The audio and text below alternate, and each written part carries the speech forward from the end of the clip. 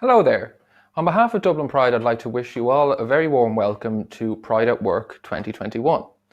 We're delighted to have 8 modules over the next 2 days with a whopping 26 different speakers taking part. With plenty of opportunities to network between the sessions and visit our many wonderful community organisations via our Expo feature, which will be our Community Hub, Community Centre. I'm not really one for long speeches, so we'll kick off right away with Erin from TENI, Transgender Equality Network of Ireland, who will be joined by a few guests where they'll be exploring the topic of LGBT staff networks being put to the test and how they can keep people informed and connected. So without further ado, take it away, Erin. Thanks, Jamie. So today we are here for the first Pride module, which is really looking at LGBTQ+ staff networks and how they've been put to the test. So we know before COVID, the world was full of employers investing heavily in staff networks and social activities that kept the office tied together. And now following that, what are LGBTQ+ staff networks doing to keep people connected in COVID and beyond? And where are they going forward? So I'm really excited to be a part of this conversation and am joined by a great panel, and I'm going to throw it to each of them to give a brief introduction of who they are, what they do, and then we'll start asking some questions. So we'll start with Martina. Hi, good morning, everybody, and thanks very much. It's a pleasure and an honor to be here. I think most people know that I'm Martina Martinez from Dublin City Council. I'm part of Dublin City Council's LGBTQ staff network. I'm the chairperson of it, and that we have a very, very vibrant and wonderful LGBTQ network within Dublin City Council. It's been there for the last 7 years, and it's been there as a support and a resource not only for LGBTQ people but for the organisation as a whole. I've been employed in Dublin City Council since 1997. I've worked in various departments within the organisation, and I currently work in HR. I know that, Erin, you'll want to ask questions, and I'm going to leave it. That's just my brief introduction to me. I know some people know who I am, and I love being I love being a lesbian. I love being part of the LGBTQ family. It's the pride and soul of my life. And so I always love being part of, particularly Dublin Pride, being part of a network within my organisation. I'm a proud public servant. I like the public service. I love being part of the public service. And I love being part of the public service as a great big gay. So that's me. And whenever you want to ask me questions, I know I'm looking forward to hearing from the other speakers also. And I look forward to sharing our experiences with you. Awesome. Thanks, Erin. I'll throw it to Francis to talk next. Thanks, Erin. Francis Call is my name. In my day job, I work with the life insurance of the Bank of Ireland Group, which is New Ireland Assurance. But last year, I took up as co-chair of the Bank of Ireland Group's LGBT plus employee network, which is called With Pride. And I have a fantastic co-chair in Kirsty Mulholland, based out of Belfast.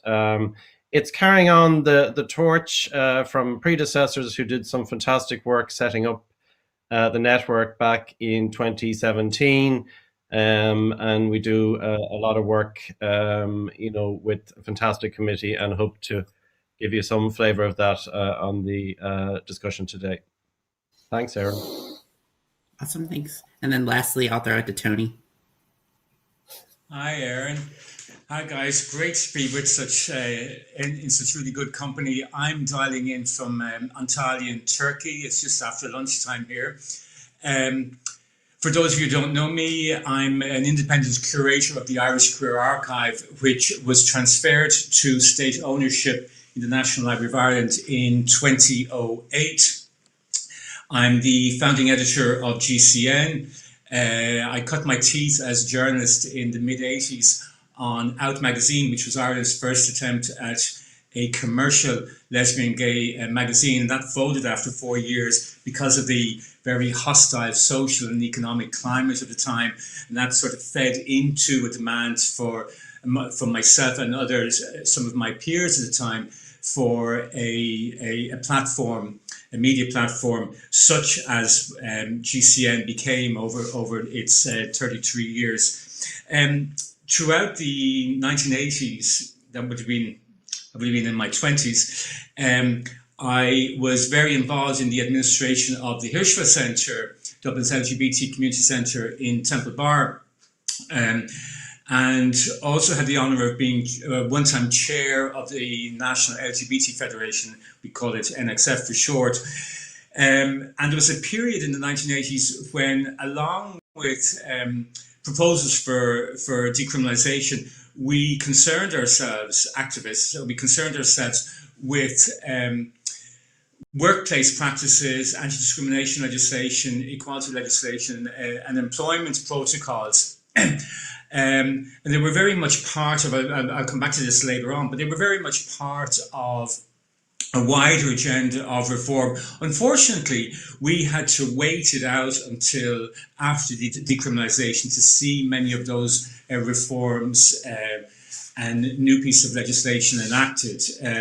Nothing was ever going to happen. Very little was ever going to happen before decriminalisation in 1993. But I'm delighted to be part of this conversation. It's really important. Awesome. Yeah, thank you, Tony. And I think we're actually going to start with you to kind of set the table for the panel discussion today. So kind of the first question to really get us going is, over the last decade, we've seen a huge growth in the amount of organizations establishing LGBT plus staff networks. As someone who's been recording the history of the LGBT plus rights movement in Ireland for decades, from small student groups to establishing community centers, where do they fit, or where do you see them fitting in the history of the LGBT plus rights movement?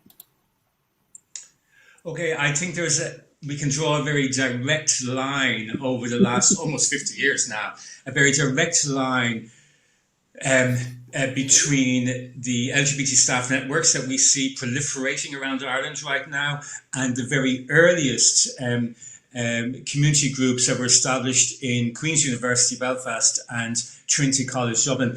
The two earliest LGBT campaigning organising groups on the island of Ireland were, interesting enough, founded under the aegis and support of progressive student unions, which tells you something about how necessary it is to create what some people often refer to as safe spaces, peer mediated spaces, places where people can actually have conversations.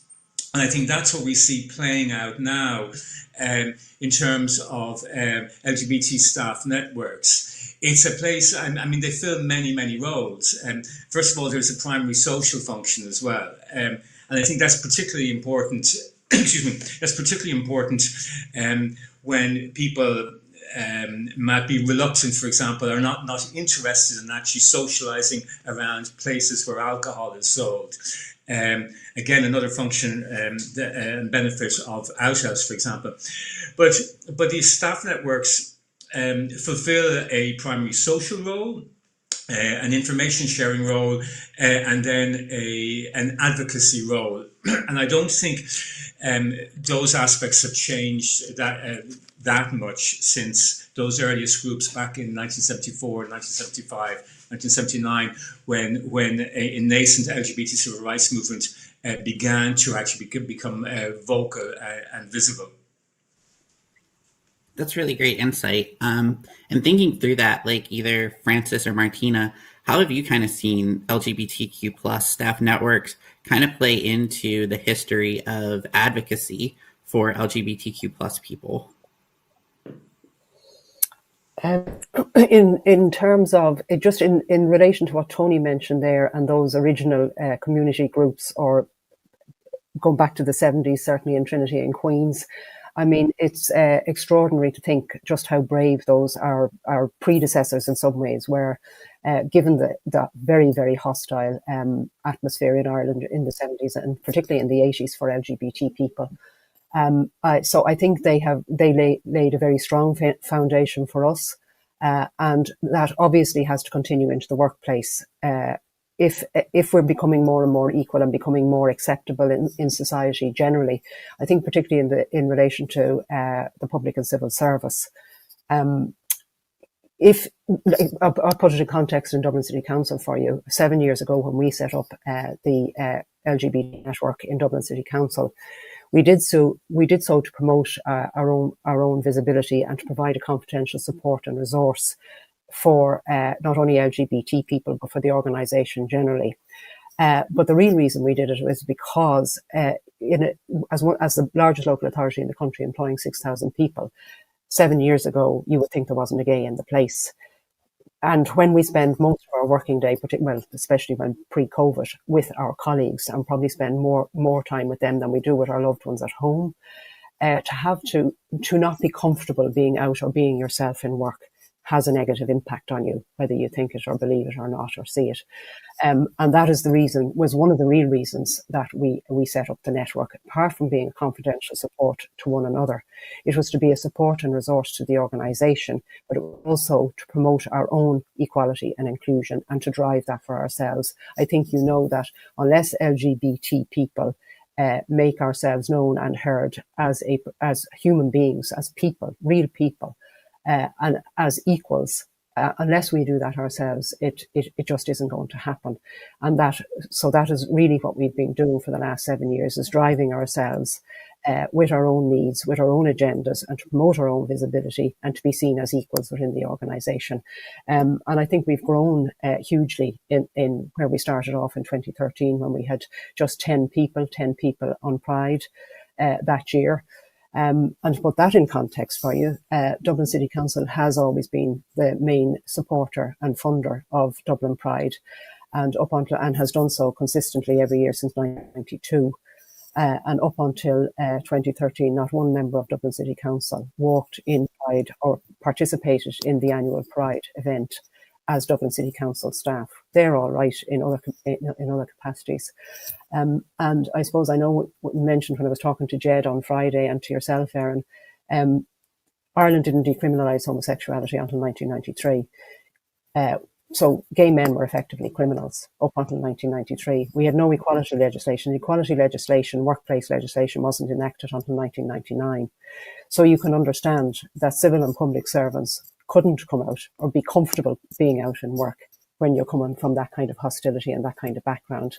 And certainly Dublin City Council's LGBT network has really been pushing back those boundaries within our own organisation, and it has provided a huge safe space for us as LGBT people to meet, and it has given a very a positive and worthwhile message to everybody else, to the wider organisation, that we're here, yes, we're queer, whether you like it or not, and we expect to be treated as equals, and we want the support of our organisation and our managers for that. And now, you know, these things won't happen unless there's buy-in from the top. We happen to be very lucky with the chief executive we have. He's very supportive and very progressive. We have broad support from our senior management. So it's good. Generally speaking, we are pushing out the boundaries. It hasn't always been easy, and we can get to some of the challenges later.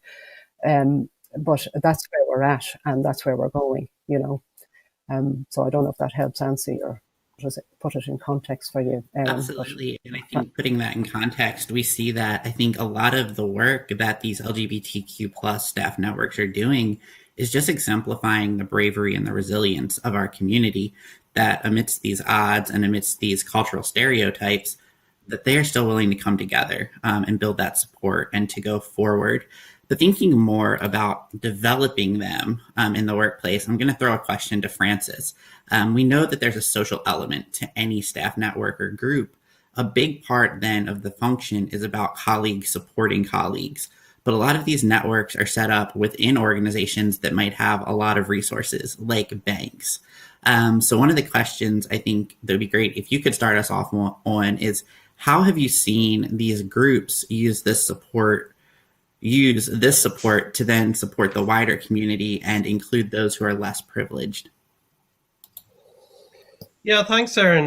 Look, I think it's a great question, and I think it comes back to kind of that purpose and ambition you set yourself. Like I think all, you know, sort of networks like this start off, as Tony said, in kind of that safe space, a community space, but quickly you get onto, well, what's your purpose? What do you want to achieve? And I think impacting, you know, the communities, you know, you know, organizations impact, I think, is a really important part of what we do. You know, in the bank, we deliberately, I suppose, aligned what we do in the network to the bank's overall purpose. You know, and the purpose is about enabling customers, colleagues, and communities to thrive. You know, so helping LGBT plus communities was an explicit part of that. And I think it was really important to align what we do in the network to the organization's overall purpose. So it's not just something that's been done on the side. It's actually a central part of what the organization is about. And I think if you're not part of that central purpose, it's easy to be forgotten or deprioritized. You know, so we explicitly set out each year, you know, how we will impact the community. You know, and we were clear from early on, the best way of doing that was to engage with organizations who already do this very well, like Dublin Pride, for example, but also Pride organizations around the country, Belong to, Tenny, and so on. You know, and that can be done in different ways. Like there are obvious means like sponsorship, you know, but you get into things like, you know, training, or actually using company resources in a way that's beneficial. You know, we hosted an event with Dublin Pride and Age Action last year, which, you know, was for senior members of the LGBT plus community, and you know, and that was great. And that was kind of using the assets of an organization, you know, whether it's people, property, and so on, in a way that works and has that impact. You know, I think also having, you know, an LGBT plus employee network and the visibility of that kind of has that halo effect. You know, it has impact beyond what the network is actually doing. And that, I think that's a sign of, you know, things that are maturing. You know, for example, certainly in the bank, there would have been support for, you know, through the bank's main community funding programs.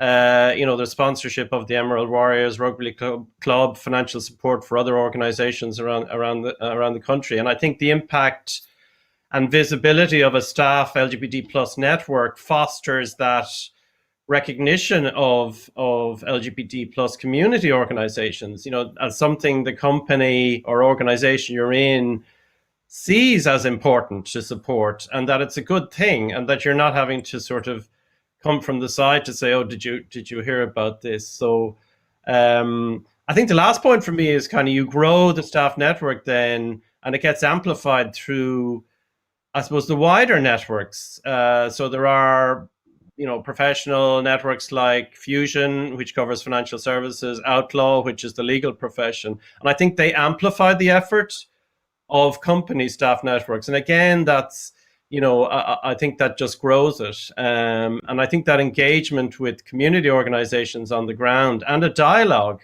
like how can we help each other, is really the best way, because, you know, there are common goals in mind around that. So, yeah, that's just my thoughts on that one, Aaron.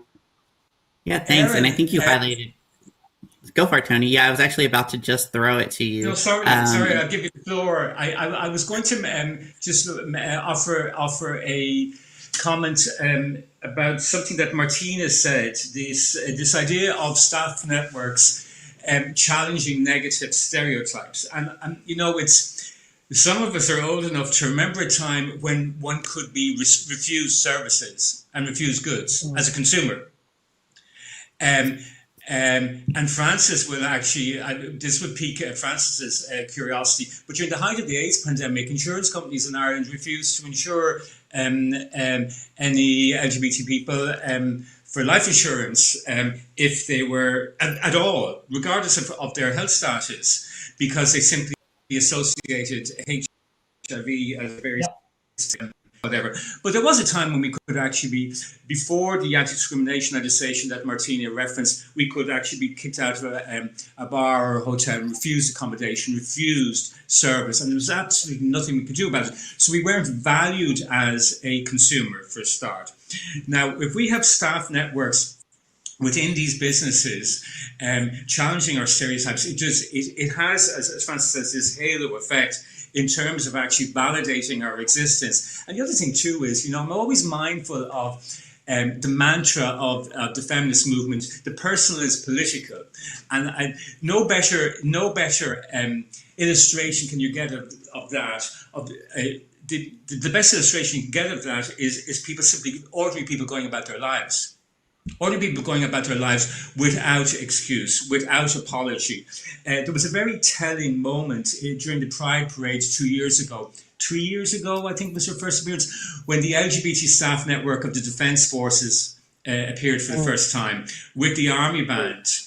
Now, and I remember having a conversation with Mark Mellis, the Chief of Staff of the Irish Defence Forces, and we ended up talking about things like eroding toxic masculinity. Now, here's the head of the Irish Defence Forces, and I was just saluting him, pardon the pun, for first of all coming out and supporting the staff network and bringing the army band as well to lead Dublin Pride Parade through the streets, and remarking on just the distance we'd come.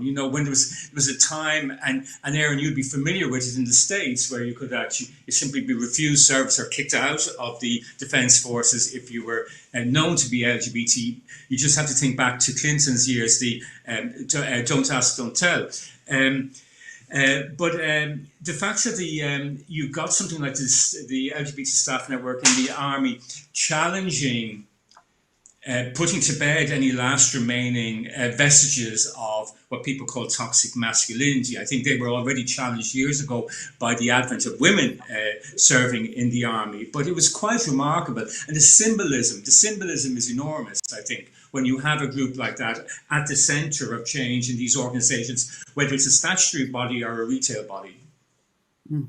That's a really good insight, Tony. And the question that I think it brings up for me, and I'm going to do the host faux pas of throwing this out to everyone, but how have you seen kind of these LGBT staff networks impact these corporations that in a society there were these rights to refuse service or a right to deny work and making it illegal to be gay? How have they kind of helped corporations reconcile that? And how have they maybe held them accountable to then impact wider society to make it to the point where some people can go about their lives and it's not the main focus within work or life?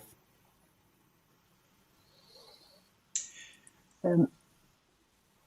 Do you want? Will I come in there? Go for it, Martina. I think in relation. Okay, I think in relation to ourselves, like we're a public sector body, and we're there to serve the citizens of Dublin, obviously.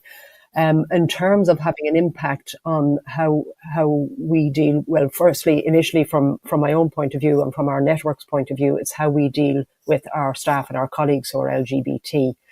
And I think that has had a wider impact. If we see ourselves, reflect it back to ourselves in just our everyday, and that it's okay to be at Pride and to be there as a local authority employee. We're normalising ourselves, and we're normalising ourselves for the wider corporate body. That has had a big impact on everybody. Like just the example I gave you there earlier, when we walked in Pride in 2013 as Dublin City Council staff, there was about 10 of us. In 2019, there was up to 200 of us. That's a big deal. That is a big deal to have gone from 10 to nothing up to 2013, to about 10 of us in 2013, and in 2019 to over 200 people and more wanting to be part of that. Now, if we're going to be seen as equals, then we have to be treated as equals, and there has to be buy-in from the top to achieve that. The knock-on effect for us is we are just now more and more it's acceptable to be LGBT somewhat. We're not fully there, we're not fully where we should be, but we're getting there. Part of that for me is the LGBT network in Dublin City Council is becoming more and more a go-to group for the wider corporate body. In other words, somebody who is on our network committee and is in housing, their colleagues in housing can go directly to them if they have queries about trans people, for example, who may be homeless or who had a lease in a Dublin City Council accommodation, were formerly in as a male and have now transitioned, have their gender recognition cert and all that. They come to us now as the body for guidance and advice on that. That's a good thing. That's the way it should be. And what I would like to see happening for us more and more is that we become more formally the go-to body for equality and inclusion and diversity for LGBT people within the organisation. I think I think our chief executive definitely understands that. We have a head of HR, I think, that understands that. The way to approach it, I think, and I hope that it's seen this way, is that we're there as a support and that we're better working together. It doesn't mean there aren't going to be rows. It doesn't mean that we aren't going to threaten people or, that we'll have differences of opinion from time to time. If we do, so what? We just have differences of opinion, move on. So I think it's helped from that point of view, and certainly from Dublin City Council's point of view, we have had a huge input into setting up, helping set up other civil service LGBT networks. We've done so in the Department of Transport, Children and Youth Affairs, Justice and Equality, and other bodies. And we've also helped and given guidance and advice on how to set up a network with South Dublin, and we have worked very well with them. We had a conference there last October on out in work that we did co-hosted with our colleagues in South Dublin. So it's broadening it out. It's being supportive, as Francis has said, and it's normalising us for our colleagues, and I think that's important, that they see us as people just like them, just wired slightly differently in some ways. Yeah, so essentially what we're seeing with go for it, Francis. Yeah, just quickly to follow up on that, because I think to Tony's point, I think it's clear that corporates do lag social change, but when they get up to speed, I think it can be powerful. I think storytelling is a huge part of that, and not to be afraid to tell those stories, such as the examples I think Tony has given.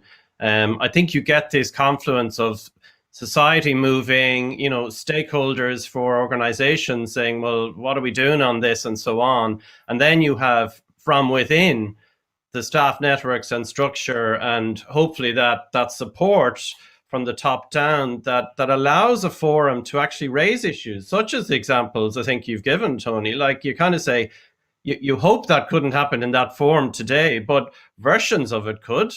And you're kind of going that there'll be people inside and stakeholders who would actually say, like, that's not okay, and recognize it for what it is, as flatten out discrimination. And, I think the more you have within and without, the more you can make that change. And, I think the work that the networks do at the moment is about looking around to see, well, what are the challenges of today? They mightn't be as obvious as that, but, things like, for example, we've done certainly in the bank, that we recognize specific challenges for the transgender community, just going about their daily business, opening an account, and all the sort of hassle and challenges of, pronouns and everything else. And so we put in place, transgender training pack for all the branch network. And it's just a sort of education,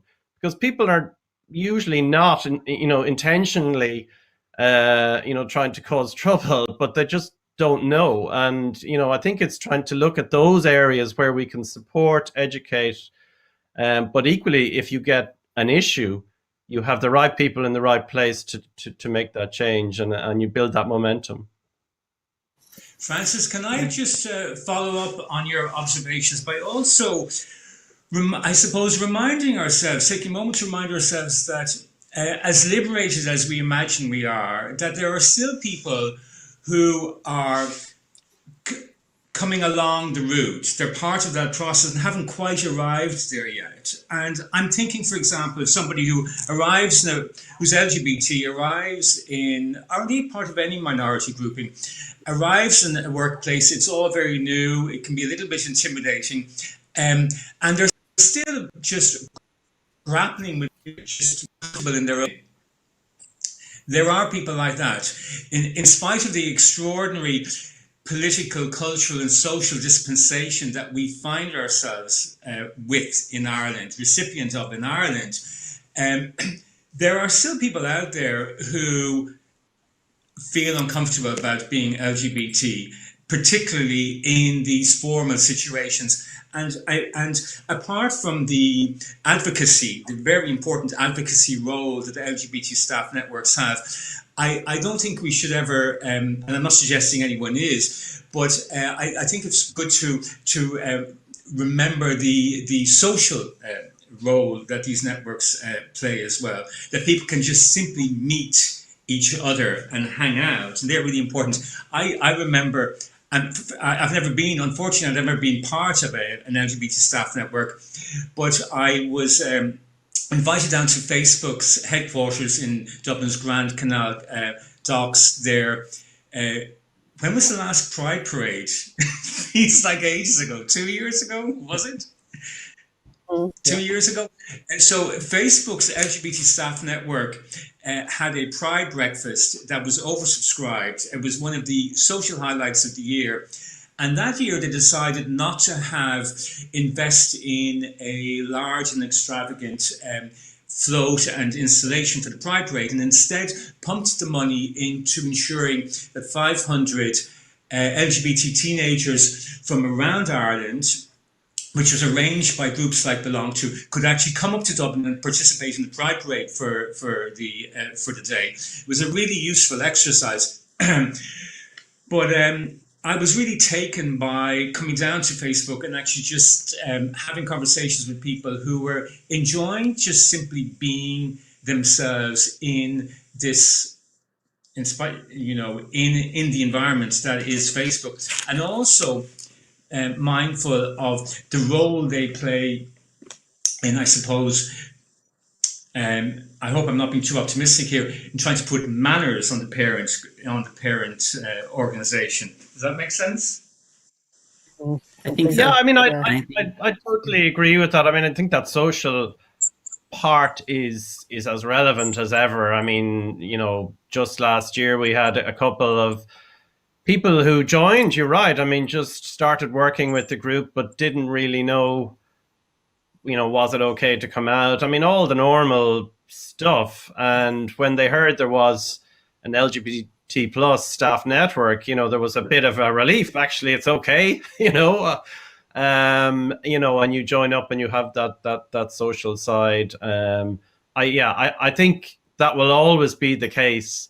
As much as then what is your ambition to make enduring change, and to move the dial? Because I think part of the challenge with staff networks can be sort of reaching that plateau. So like you kind of start off and it's great and it's a social scene and you do the Pride parades, and then it's kind of, well, we've done 3 years of those. Is there anything else? And it's almost keeping relevant in terms of your ambition and purpose, as much as keeping that social community.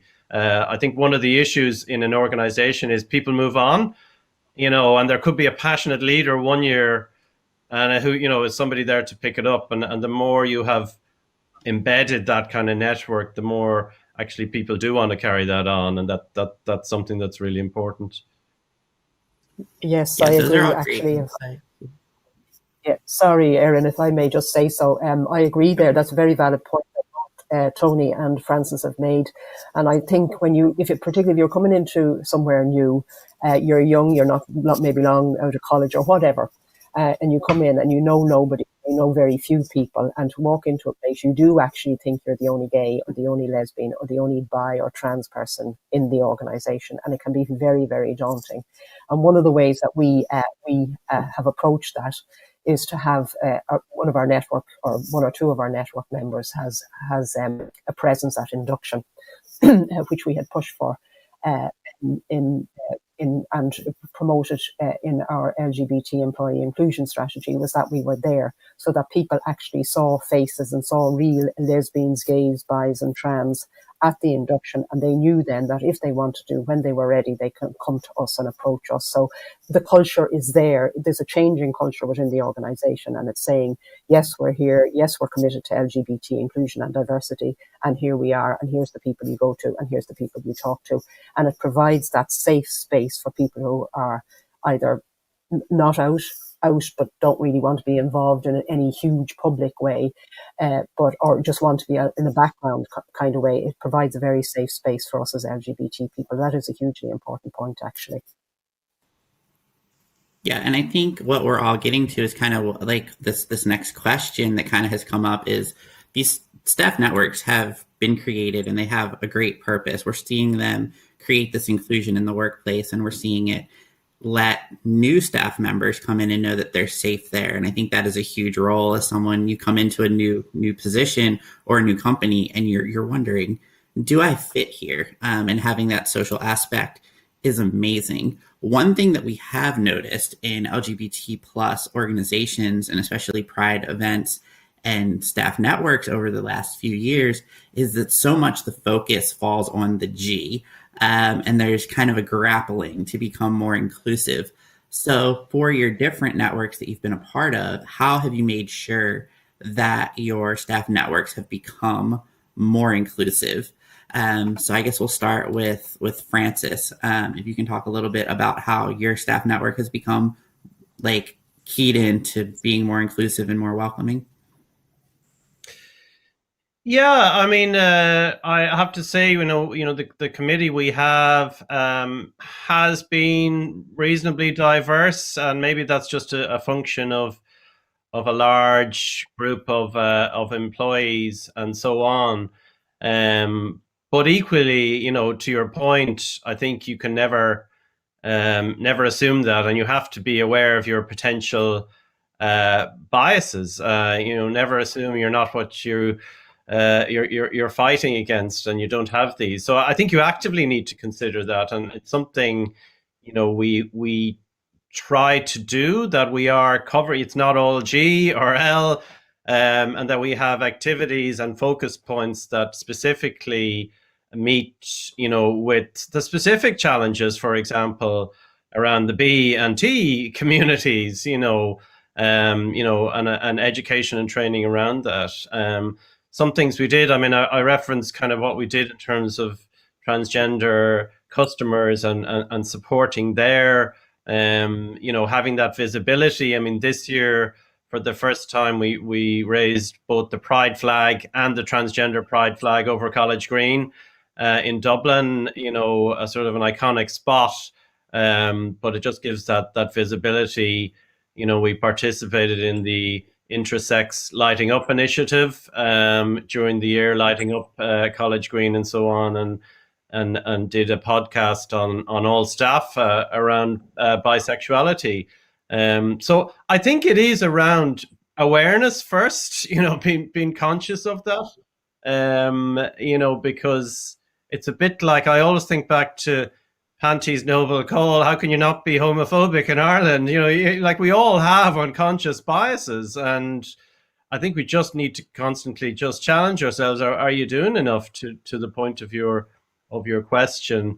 I think the last point for me is the kind of the intersectional aspect. It crosses I&D boundaries. Where the aspect, that networks are set up around, whether it's gender balance or LGBT, issues and so on. It's ultimately, it's never the single aspect that defines you. And I think reaching out across different networks just gives you that wider perspective and kind of educates you, and continues to do that.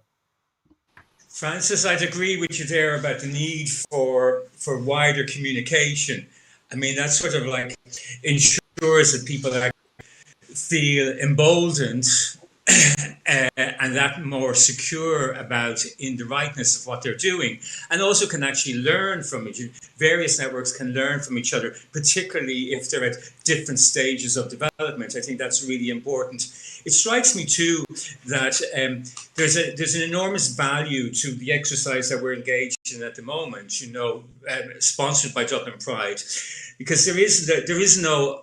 I'm not aware in Ireland anyway. Correct me if I'm wrong. That is there some template? Is there an actual a staff network and sort of make it happen? How to sort of give expression to the concerns and needs of a minority grouping in any sort of employment situation? They don't exist. That I'm aware of. So it is having these wider discourses, whether they're virtual or in person, I think are hugely valuable. And they also too, I think, I'd like to imagine that in the future, they also act as an incentive to other groups and organizations that have yet to actually instigate a network of the type that we take for granted in many of these larger organizations. Yeah, I think there's that competitive sort of thing. Tony, I'd absolutely agree, and it's almost like carrot and stick in a way. A carrot it's just a good thing to do, but there is a bit of, God, they're doing it, what are we doing? And and stakeholders ask the same questions. And I think you're right. You build up that momentum. I mean, certainly, I'm part of an Insurance Ireland Inclusion Diversity Task Force, and you do get companies going, I want to do this, but where do you go to your template? And like other organizations go, well, we've done some of it, so you can learn, or you have professional networks and so on. So it just builds on that.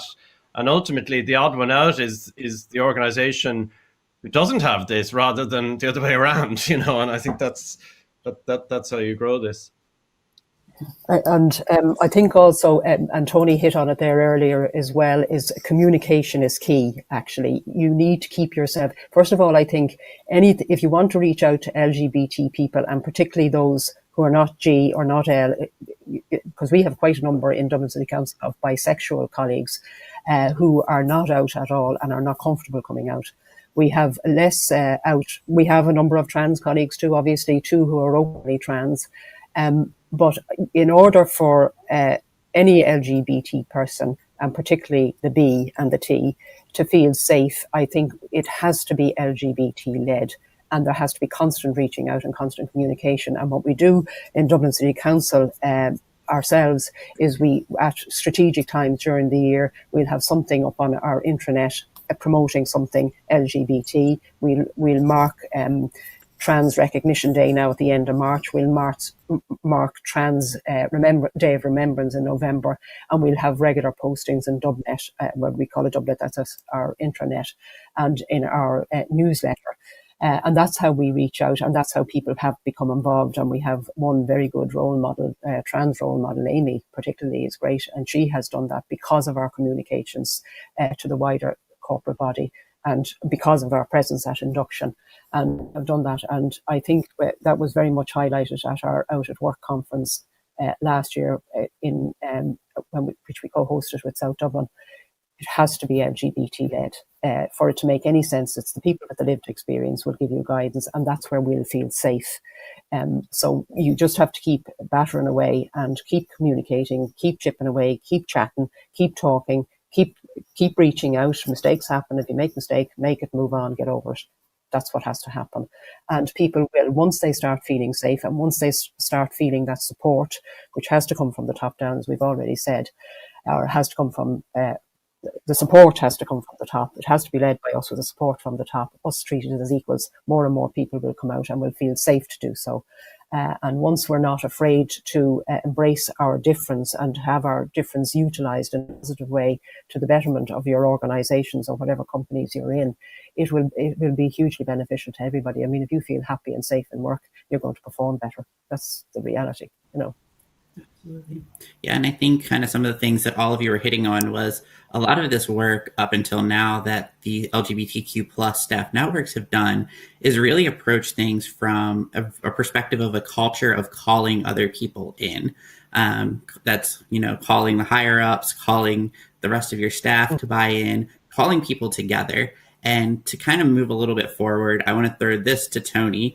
Tony, I know you're a historian and not a futurarian, and you can't make predictions, but how do you kind of see LGBTQ staff networks evolving in the future? If we were to have this conversation maybe in 10 or 20 years, what do you think some of the new things LGBTQ plus staff networks will be doing to continue to grow and adapt to the change of the world around us?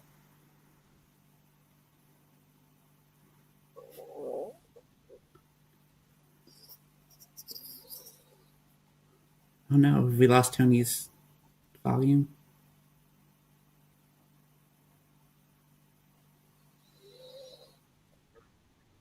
Okay. Yeah, Francis or Martina, what about you? Do either of you want to kind of jump in really quick on kind of the future of staff networks? We'll start with Francis, I guess. Yeah, I'm absolutely interested in Tony's projection for the future here. I think it is interesting. I think we do need to keep adapting. I think there's two things come to mind for me. I think one is actually protecting the gains we've made, and I think it's sort of fighting complacency. I'm kind of always conscious of that.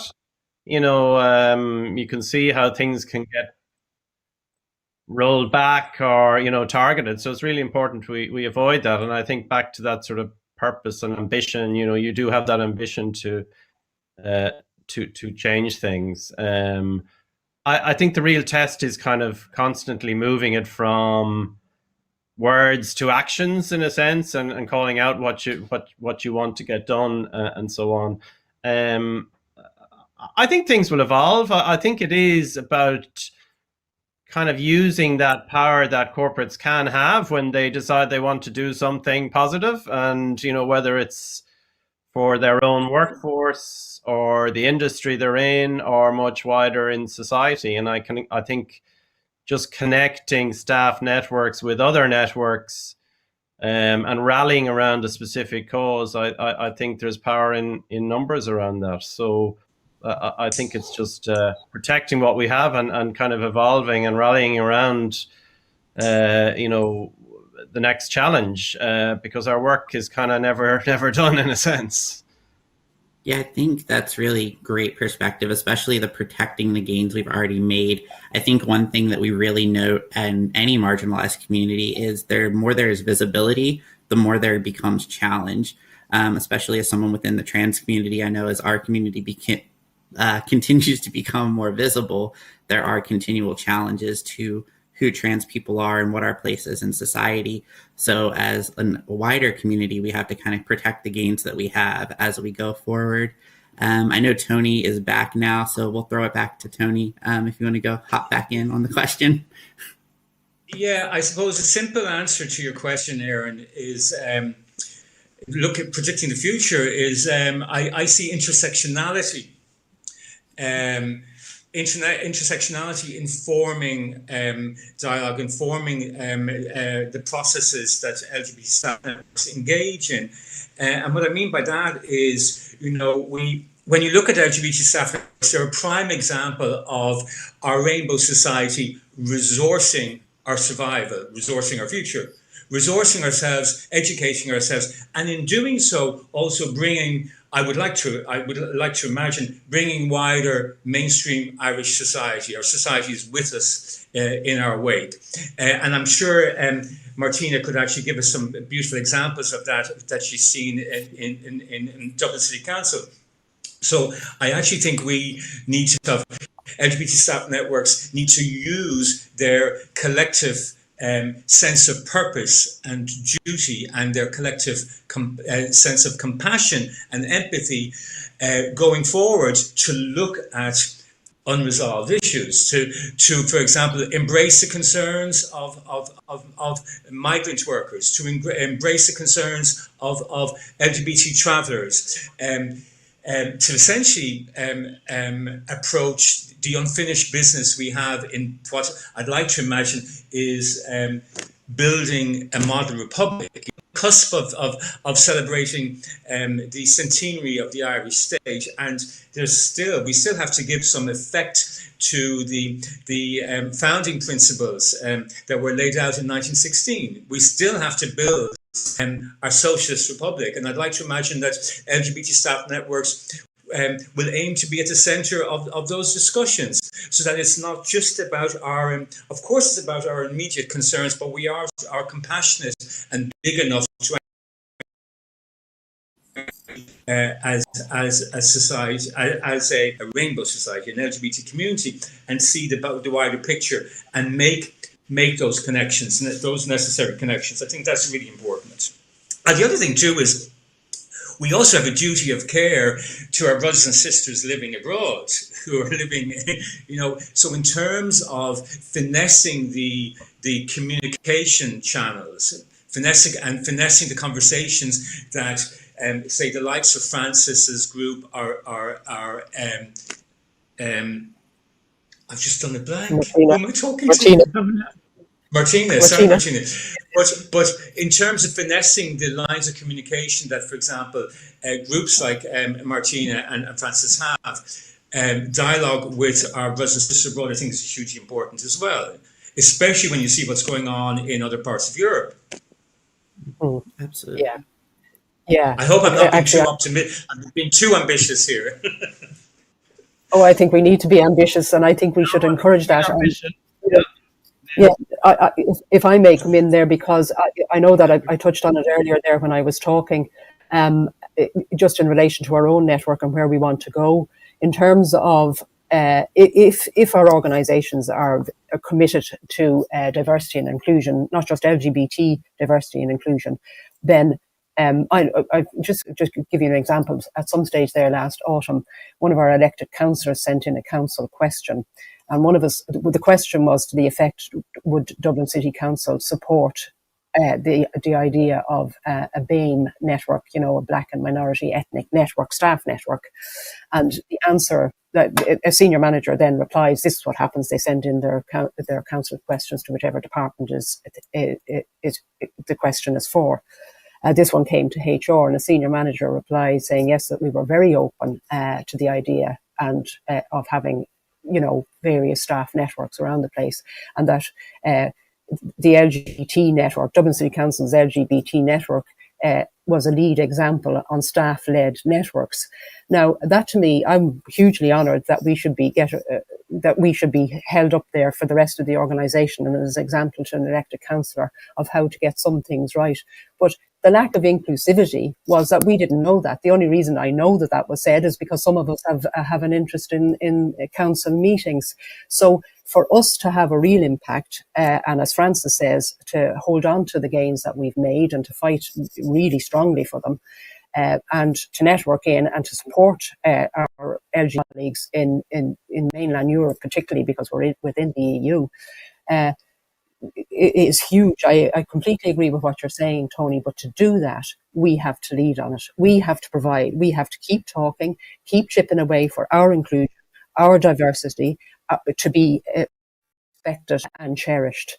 And we therefore have to lead on any diversity and inclusion training throughout the organisation. We have to be the ones that leads on any LGBT policies, and we have to prove the ones that are there. And if we say they're not okay, then they're not okay. And that's the way it is, and that's the way it should be. And to fight for that and to sell that in a way that's non-threatening isn't always easy, I can tell you, because we in Dublin City Council, sometimes these things don't happen that easily. We can send out a message to the wider corporate body that says very clearly we're cis, heterosexual and predominantly male, and at the same time we're sort of talking to people here and having private arrangements with some people that isn't necessarily we're not necessarily nailing our LGBT commitment, or we're not nailing our commitment to LGBT diversity to the mast. So we still need to be there. We still need to drive for it. We're not there yet. I mean, we are making huge progress.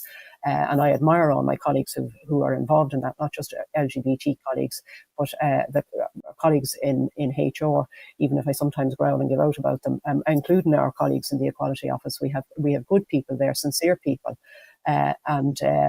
So I'm optimistic and hopeful, but I don't think it's going to just happen unless we keep driving it and unless we're allowed to be the lead on it. And it has to happen. And Tony is right, we have to be at the centre and the lead of these conversations with other networks. Awesome. So I guess as we get closer to the end, there's the one topic we have not talked about, and this might give some people some practical steps. But how have your staff networks navigated COVID? How have you kind of kept your group kind of like working together, supported, and what are some ways that you're looking forward to bettering that connection, or what are some ways that like you can connect remotely right now as a staff network? Yeah, I mean, some practical examples, I've seen and we put in place. I think you're right. After the initial period, the world being upended and plans discarded and so on, we kind of regrouped and just to see what we could do in a virtual way, because, a lot of our community within the bank and so on were the same as many others, isolated, maybe living alone or whatever personal issues that people were dealing with. So we, I suppose in a positive way, engaged in a broader range of activities, and it had a wider reach. I think there were colleagues within, the organization we wouldn't normally have reached, because maybe where they lived. So we did a lot of drop-in virtual coffee mornings, podcasts, webinars, Bingo with Bunny, belonged to, hosted that with us. And I think it just allowed, a wide range of from serious to fun. I think also was critical that, we were so conscious of the organizations we deal with, it didn't just drop away because Pride wasn't happening in a physical form. I think it was clear actually the need on the ground was greater than ever. And, having connections with community organizations, I think helped continue that. And I do have a hope, even though it seems gloomy right now, winter and COVID and everything, that we will come out of this maybe closer together, things that matter, and the gains in communication, I think, will help, reach across to people we wouldn't normally have thought about, because actually it's just a click away. So that's maybe just a kind of a sense. Great, thanks. Yeah. Martina or Tony, do you want to hop in on that? Yeah, for ourselves, we've used any of the outlets, the social media outlets, our WhatsApps. Initially, during lockdown, we were Zooming a lot. Now we have our Teams meeting, our Microsoft Teams meetings, and we do that fairly regularly. We have got calls then from the wider network. That's the network committee itself. From our wider network, we've had calls because they're involved with other LGBT organisations outside of work, and obviously they've had to disband, or they can't meet up in person or whatever, which has its own negative knock-on effect on people. So they have contacted us to ask what they might be able to do or whatever, and we've been able to guide them and steer them. We do keep in touch. Now, it's not always easy given the nature of the organisation, because we're working remotely from home and we have busy day jobs, and finding the time and the space to commit to other stuff when we're working remotely isn't easy. And I have found it quite challenging myself, because I must say I miss my LGBT family. I mean, I have a happy home life. It's great. Everybody, and it's great, and I totally cherish it. However, part of the joy for me going into work is that I have LGBT colleagues that I meet regularly, and so I miss that real rather than the virtual interaction. I miss it quite a bit. So we just keep in touch with one another as best we can, and encourage one another as best we can, and we keep one another in touch with the other supports outside of here, like the Belong Tos and the whoever it is, the other organisations that are tirelessly working on our behalf in very difficult circumstances, it has to be said. Absolutely. Yeah. Tony, was there anything you wanted to throw in on that one as well? No. This has been a really interesting and valuable conversation. and I hope it sort of G's up someone who's listening, who's like feels inspired to go off and co-opt some of the ideas we're talking about and establish their own LGBT staff network in whatever size group and setting they find themselves in. Yeah, absolutely. It's also part of being, you know, at the end of the day, we're all part of a wider conversation. That's really important in terms of helping ourselves and also being an inspiration to other groups. And it's really interesting too, if you think about the whole anti-discrimination and equality agenda, if you want to call it that, has been driven by minority groups. You know, it hasn't trickled down from the mainstream. It has been up people representative of us, not just LGBT, but members of other minority groups who have demanded change in employment environments. So it's really, really, really important that we continue to nourish and support these networks. Yeah, absolutely. And so I'll just kind of start wrapping it up, but I hope I'm speaking for all of us by saying, for anyone watching, if you have questions about how to build a staff network or how to better your staff network, all of us are available to help, from Tenny doing training to Francis and Martina talking about that lived experience. So do reach out. And I hope that as you've been a part of this conversation for the last hour, you might have learned some new points, maybe got a little bit of the overview of the history and a look to the future. And I hope you're encouraged, as much as we're working remotely right now, that there are staff networks that are working for our inclusion and working for the betterment of our community. And thank you so much for giving me an opportunity to share this. So many great points have come about. So I'll throw it back to Jamie and Dublin Pride for the next module that's coming up. And thank you so much for your time today. Thanks very much, Erin. Excellently chaired. And thank you, of course, to Martina, Tony, and Francis as well. And, of course, our wonderful ISL interpreters, which you can see down in your corner. Folks, we're going to take a quick break now for about 30 minutes before the next session starts. But while we do so, get yourself a tea or a coffee and check out our expo function, where you can see a lot of our community organisations, or, of course, the networking feature, which should be to your left. Okay, see you in half an hour.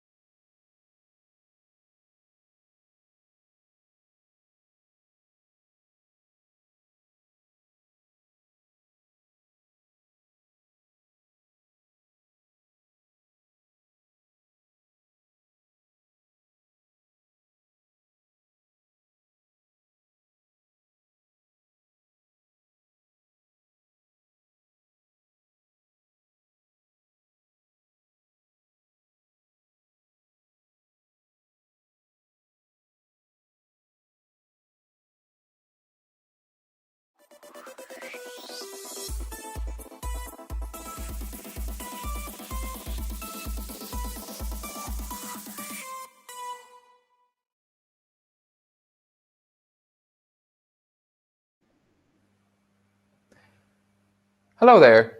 Welcome back if you were with us this morning, or if you just joined us. Welcome, of course. For our next session, we have Under the Rainbow, and we have Jillian, Dermot, and Philippa. To hear more about them and their presentation, which is entitled Why Be Out When Everyone Else Is In, I'll pass you over to Jillian. Thanks, Jamie. Hi, everybody. Happy Pride at Work. We are so excited to be here. We have myself, Dermot, and Philippa, who are going to be talking to you about why be out when everyone else is in. Basically, what does this even mean? We're going to talk about LGBT at work, the whole idea of working from home, why inclusion is still so important, and why the theme of LGBTQ plus at work, pride at work, and diversity at work still needs to be at the top of the agendas, despite COVID, despite lockdown, despite working from home, and despite how this is going to change the shape of work potentially forever, with blended working styles going to be the future, where people are going to continue potentially to stay working from home or on a blended style of working from home. So we're very excited. We have a great talk lined up for you. Please do send us any questions or comments. We'll try and get to them throughout our presentation. Failing that, we hope to address them at the end. We're also going to be available for a bit of networking and in the chat, so we'll see your comments at some stage, hopefully. We are on the committee side, so if you don't catch our details here, do check us out in the booth. We have a little video telling you a little bit more about who we are and what we do. So, Philippa, over to you. If you'd like to bring up the presentation, we'll rock on. Thank you, Jillian. I'm just waiting for the guys to bring up the presentation. Thank you very much. So,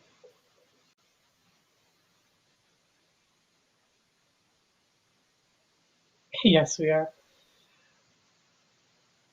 So, Jillian,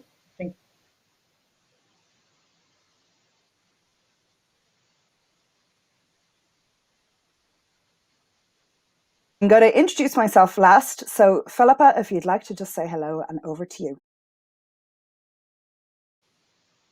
Thank you, Jillian. Yeah, so I'm Philippa Ryder. I'm COO of Under the Rainbow.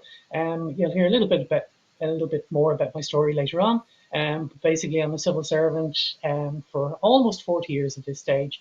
I'm a proud member of the LGBTQ community, of course. Dermot. Thank you, Philip, and thank you, Jillian. Hi all. I'm delighted to be part of this presentation. Really excited to share our knowledge and work with you all. So I'm Dermot McCarthy. I'm CFO of Under the Rainbow and also a psychotherapist with Under the Rainbow. I used to be an ex-accountant for over 20 years, so I know exactly what it's like to be queer, LGBT plus Q in the working environments. So I'll hand back over to Jillian. And Jillian Fagan is my name. I worked for nearly 22 years in a corporate environment before leaving it entirely to follow my passion of basically working with people around mental health, well-being, and inclusion. In my corporate world, I was mostly in finance. Enough said on that. In terms of what I do now, I run private practice as a psychotherapist, and I also am CEO of Under the Rainbow, which is founded, it'll be 2 years this summer. So we've hit the ground running. There's huge demand for our services.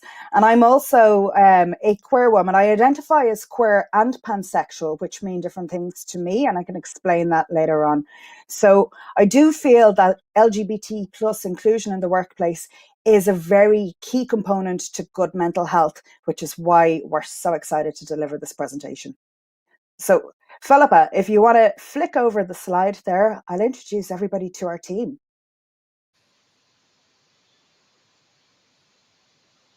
Lovely, so there's our team.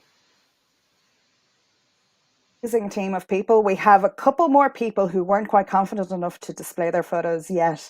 Our team is mostly comprised of a combination of speakers, trained trainers and psychotherapists/counselors. So we work with workplaces and corporate entities to help deliver an overall sense of well-being, inclusion, coming from an intersectional approach. We have a lot of intersectional diversity within our team.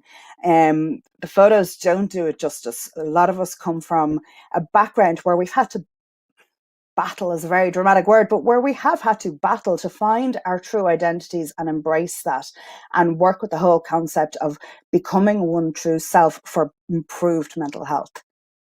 So this is us. And if there's any way we can support or help you, just give us a shout. We'll rock on.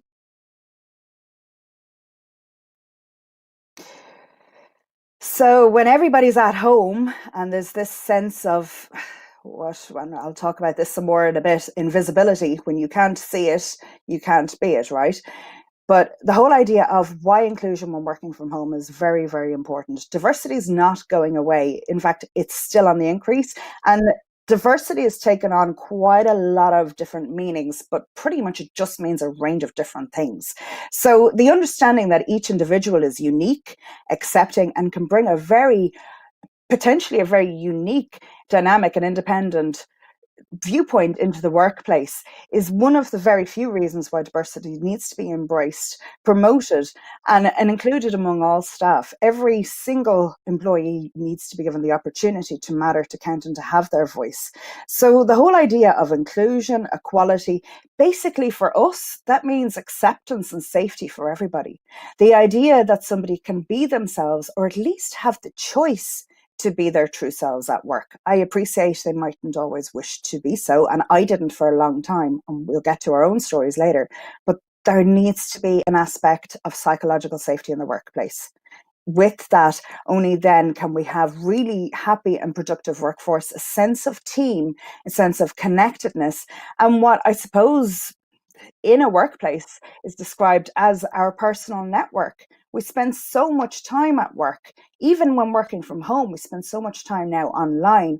That connectedness is still so vital. It needs to be important and it needs to matter. At the end of the day, equality should not be negotiable, full stop. And studies have shown that LGBTQ plus employees are happier and more productive than those who, when out, than those who hide their sexual orientation or live in what we call the closet while at work. So the productivity of all staff increases. Everybody feels valued, respected, and included. There's this level of mutual acceptance and belonging in the workplace. So in terms of the benefits for the company, they speak for themselves. And anybody who has embraced LGBTQ plus at work can see that. So over to you, Dermot, I think you're next. I am indeed. Thank you, Jillian. So where does it all start? Well, this is a shout out to all queer LGBT plus Q employees out there who are working in the corporate world or who work in public service as well, that the online world may have given you a safety where you don't need to come out and work, where you can feel safe at home. But we've all been there. We have all been there. All of us identify here, presenting now as part of the queer community. It is nerve-wracking on that journey, starting off accepting who you are. It can be very lonely. It can be very isolation. You may have a fear, many fears, many anxiety, fear of rejection of your family, fear of rejection of yourself, more importantly, and fear of rejection probably in work as well.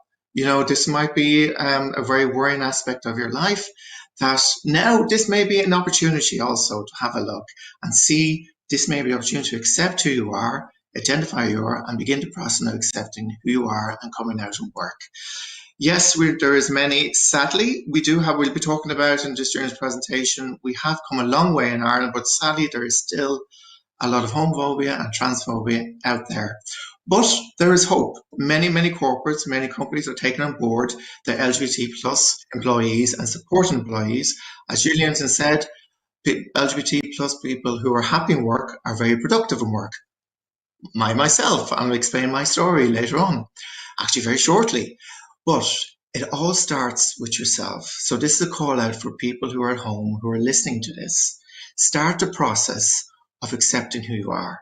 Start the process of accepting being queer. Start the process of accepting of being LGBT plus. You can do it. We've all done it. So, next slide, please, Philippa, and I will share you my story.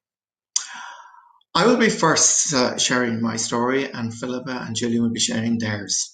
So, first of all, I will start with myself. I identify as a gay man, and I'm a proud gay man to say that now, because I'm now looking back.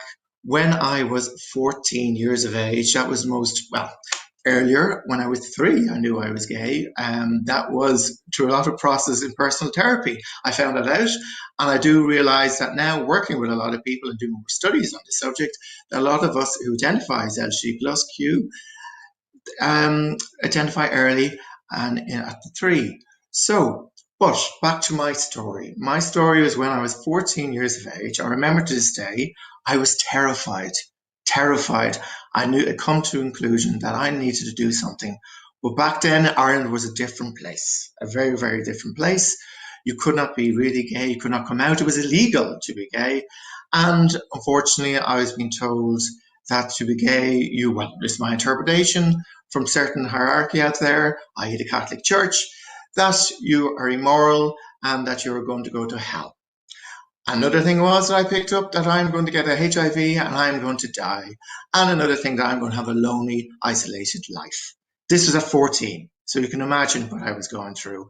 But I had the inner strength to identify who I was and continue on. It did come to fruition, let's say, when I was 20, when I accepted who I was and I said, I need to do something about this because my mental health was deteriorating. I remember when I got to GCN and I looked at an ad to bring back fun memories, I must say, and they said it was an Icebreakers group. And I said, I am going back to Dublin because I was working in the country in Clonmel, actually. And I said that day when I saw that ad, I said, I'm going up to Dublin. I'm going to this group. It was a group for young gay men who are coming out to accept who they are, who help them on the process of being who they are. Lo and behold, I got a call that day. Fate had intervened. I got a call from Donald, my good friend, who also is gay. And he said, are you coming up to Dublin? I said, yes, I am. When I came up to Dublin that over the weekend, I met him and he said, I'm gay too. And we both shared a mutual story about coming out, the frustration we had. I told him about Icebreakers and I started on that journey, knowing that he was there in my background. So I went to that group and I started the process. I really have now fully embraced who I am. I did have a knockback in my career about in the last recession, and I did suffer from depression because I lost my job and it took me a year to get another one. But I sought help, I sought personal therapy, and voila, here I am. I have accepted who I am fully. I'm a proud gay man, and like my 2 colleagues, Jillian and Philippa, we have accepted who we are and we empower people to be their true selves. So through personal therapy, the therapy we provide, and also the corporate workshops that we provide, we're helping many people accept who they are. We're helping many corporates help their LGBT plus employees. So I get passionate about my story, as you can see, but we will see the passion coming out from my 2 colleagues. So Jillian, I would like you to share your story.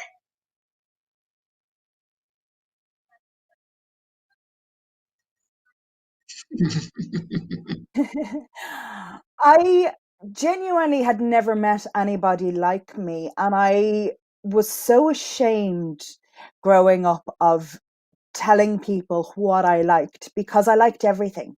Now, please don't be under any illusions what that means. That's why for me, queer and pansexual, which are my sexual orientations, mean different things.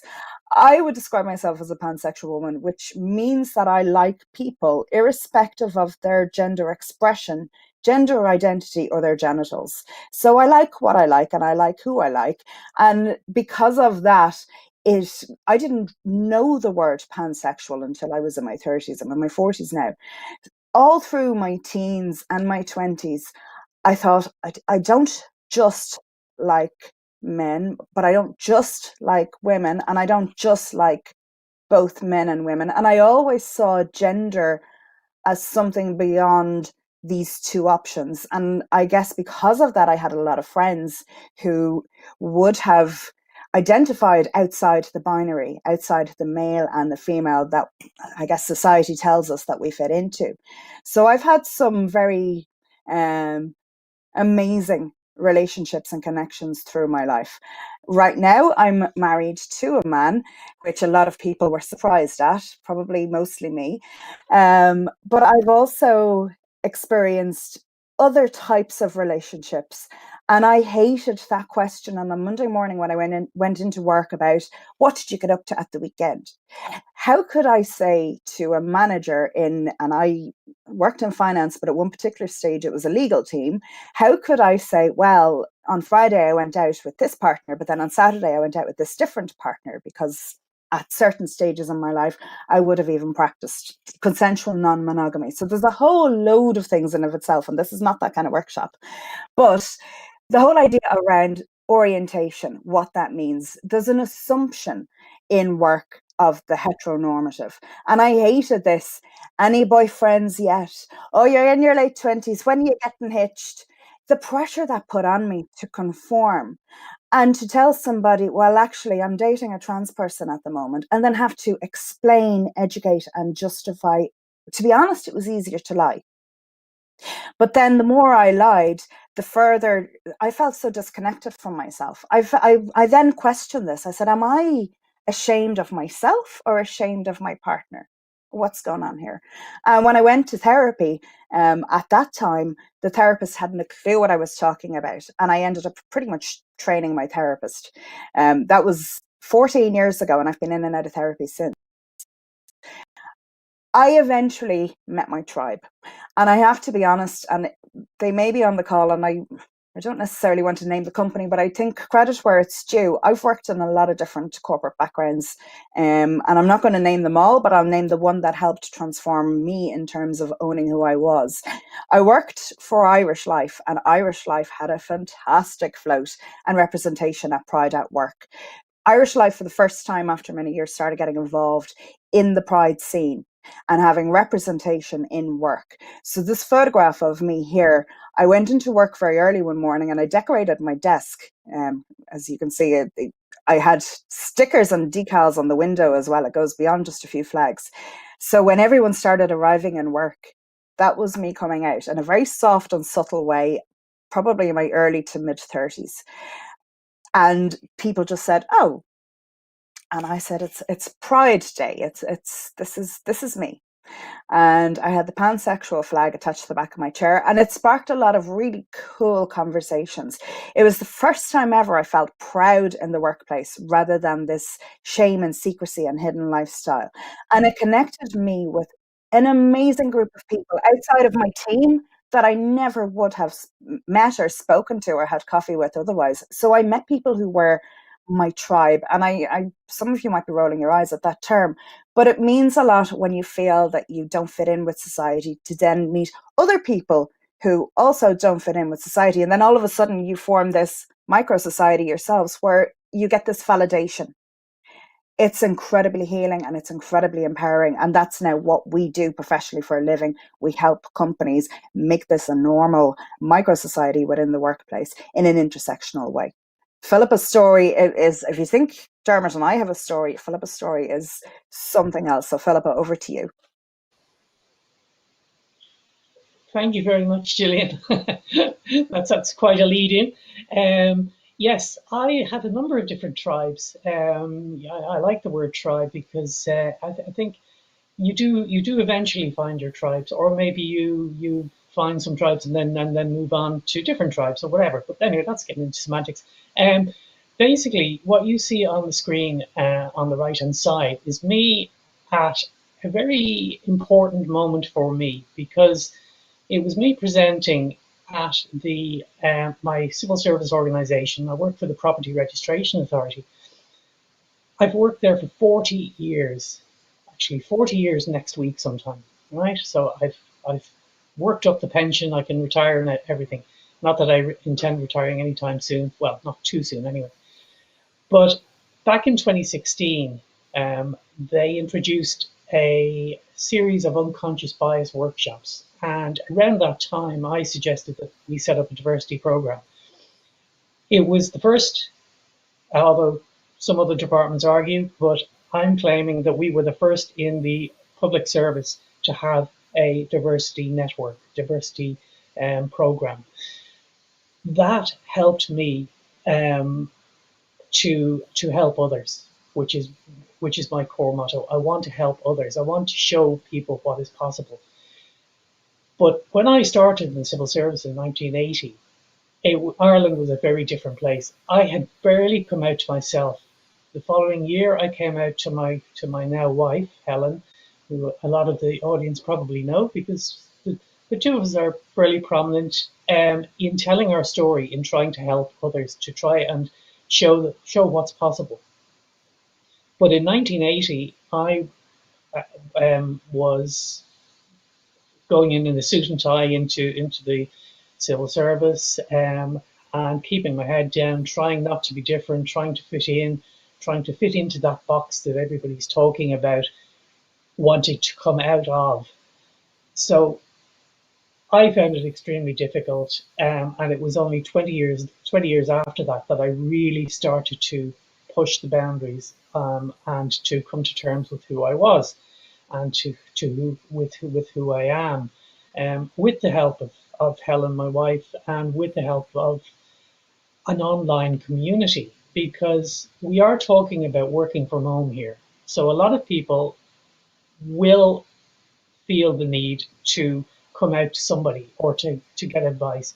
And back in 2000, the internet was kind of not brilliant at the time, but there were chat rooms, and there was some information online and so on. I mean, Google wasn't even founded at that stage, so you couldn't exactly do a Google search, but you could find stuff online, and that's how I did.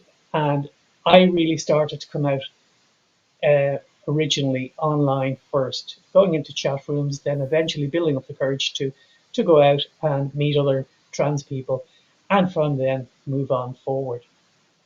But I think it is so important that number one, you have to come out to yourself first, and that can take a lot of soul searching, a lot of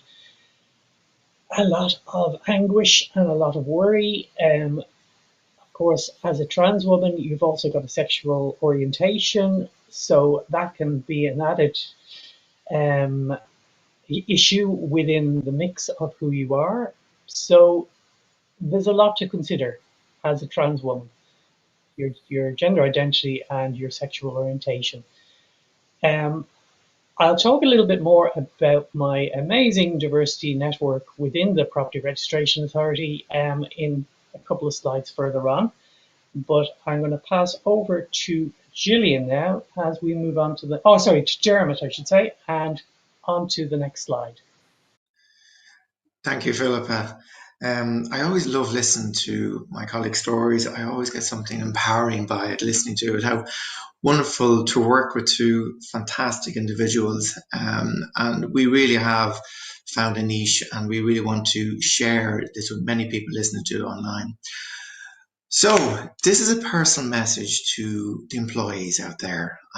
We will be talking to the corporates later on in the presentation, but this is to the employees out there who are now working online. As I said earlier, yeah, it's a safe location working at home now for some people. I've worked with some clients, and they do find it's a safe way of keeping their identity to themselves. But they know when we all, please God, this vaccine is on its way, and we'll be all partying again, please God, in June, who knows. But we will be all basically come back to the real world, let's say. So they're looking at ways of what can they do now? They've accepted who they are, and now they're on the process of coming out and work. So there's ways of doing it, and then my own personal experience I will share with all of you is that when you accept who you are, you start that process. But you're going into work again, so you're safe in the online world, but you're about to go into work. Let's say you call back into the office. Start doing your research. Does the company that you work for have excellent HR policies protecting you as an LGBTQ plus individual? What are your colleagues like? Are they very okay with you being gay, for example? Would they support you? I remember a time when I was working in a very Okay, heteronormative. I don't like using labels, but I'll use it now. And I remember the so-called slagging that was going on. Not appropriate. But it was really great for me to turn to my colleagues, and two of us would roll our eyes up to heaven and go, oh, there they go again. So you have that support in work, because people are not aware of microaggressions, the smallest little things that can be really damaging. Like somebody degraded the way I talk and thought it was really funny. No, it's not. That's very micro. It's really very homophobic. And they need to be talked about this. The company needs to have policies in place to protect you. So if you are on that process, you've accepted who you are, you want to come out and work, make sure there's proper policies in place. Make sure you've got great colleagues that support you, in this coming out process, that will help you. Because I remember hiding who I was. It's exhausting. It's absolutely exhausting. And imagine when you're going out, which I connect with people out there who maybe, now this is not shaming people who are in the closet, so to speak. It is bloody brave to come out. And when you do, it'd be immensely invigorating for you. But it is awfully exhausting to hide yourself and work. Awfully exhausting. So when you come out of work and you feel safe and secure, your productivity will increase. Your joy in going to work will increase. I remember when I came out to my colleagues, my God, it was a good experience, I must say, but it was absolutely fantastic for me as an individual, because it made me fully connect to who I was, made me proud of who I was, and made me really, really engage in the work. I always felt I was on the outside of the team, but it made me really helpful made me really connect with himself and help me to connect with my team, and made me be more productive with my team. And I was the accountant back then. But this is a shout out to you all, because I did a course about 2 years ago, and I thought it would be always great to come out. It would be really wonderful. But it's your choice. If the work environment is not safe, it's your choice to stay in. But if it's your choice to stay in, make sure you might have colleagues that you can help you confide in and help you to be who you are, because then they can support you. Because sadly, there is some organizations, which I'm hearing in my work as a psychotherapist, are not quite there yet, but they're getting there. So to sum it up, you can do it. If you are going to come out and work, make sure there is policies in place that support you. Make sure you have colleagues that will support you along the way, because when you connect with who you are, it is the most powering thing that you can do for yourself, and will help your career in the process. So on that note, I will pass the presentation on to Jillian.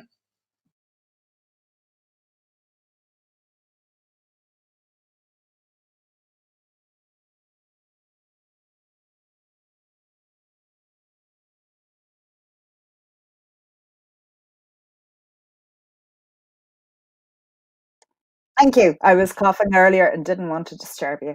On that note, if there are not policies in place in your workplace, there are a whole load of anti-discrimination laws. So if there aren't policies in place, you do have the legal right to speak up and still have the right for equality, for representation, and for anti-discrimination.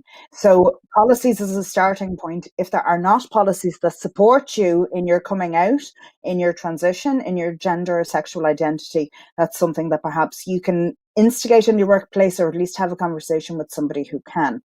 Now, on this note, the whole idea of working from home, I am working with quite a number of clients who, because of working from home, have began their transition, because it's easier than having to go into work and be seen and have all of the questions and be going through a process of whether it's being comfortable in their skin regarding a gender expression or sexual expression. The whole idea of working from home implies that there's a safety to that. However, I've also worked with quite a number of corporates, and there's this idea, we'll deal with that down the road when lockdown's over, when we have to come back into work. We'll then look at the whole issues around bathroom policies, for example. but why wait until everyone's back in the workplace? And it's just something that I really think we need to be working on in the background anyway. This idea of just because nobody's in the office does not mean it's an invisible issue. So while, yes, there's this idea of work-life integration while working from home, and I've personally got a lot of mixed feelings on that. I personally prefer the idea of work-life balance, especially for people who are not enjoying work or are parking a part of themselves or masking in order to go to work. And this idea of work-life balance implies you can sort of leave your work behind. Whereas the work-life integration, if you are homeschooling and working from home and trying to organize everything in the comfort or discomfort of your own home, there's an assumption that we're flexible, everything is safe, we're all working from the comfort of our own home. The Zoom memes around pajamas on bottom, suit jacket on top, and I swear I'm dressed on the bottom, but I haven't worn heels in a long time. As I'm also an autistic woman, and as an autistic woman, I would have loved the option 10, 20 years ago to work from home or have a blended learning approach. But I'm also a very sociable person. So the whole idea of being in the office, it puts more on the agenda issues like inclusion, intersectionality, psychological safety. And I remember when I was working with a diversity committee with a corporate, they asked, which would you have gone to, Jillian, the LGBT community or committee in work or the disability committee in work? So as an autistic queer woman, it was either or, whereas I thought, well, that's a lot of time commitment for me. I would like a committee that offers minority support or intersectional support. And it's just something for corporates to bear in mind. I'm 100% behind having your LGBTQ committees, 100%, but to bear in mind, what about allowing for intersectionality within that? Whereas working from home takes our eye off the ball in terms of other issues. So we can log on to a Zoom event, maybe for LGBT staff, great. Then we might log on to a different Zoom event. So I just encourage you to challenge yourselves on how you can be a bit more intersectional with your subcommittees. So the whole idea of inclusion versus invisibility, it isn't either or. It needs to be both, and not both in terms of invisibility, but both in terms of visibility.